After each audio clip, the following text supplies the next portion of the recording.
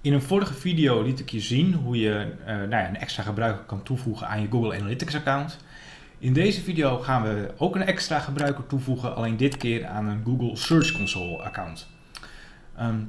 Werkt wat vergelijkbaar, allebei producten van Google, en geef je allebei inzicht in de werking van je website en eventuele fouten en problemen.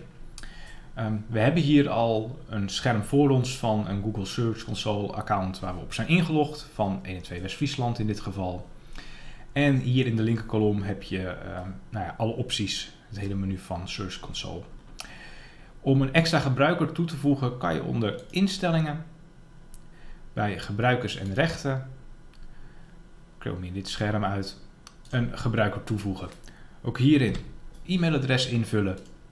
En dan kan je aangeven of iemand volledige rechten krijgt of beperkt. En dan kan je die toevoegen.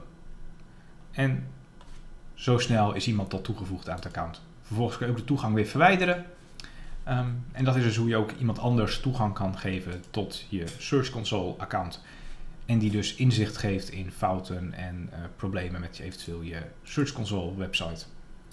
En om dan een voorbeeld, zo komt er dan in te zien voor de andere persoon wanneer die toegang heeft gekregen. Eigenlijk vrijwel exact hetzelfde, behalve dat die geen eigendom, geen eigenaar is en niet inhoudelijke instellingen kan aanpassen van de property. En dat is dus hoe je iemand kan toevoegen aan je Search Console account.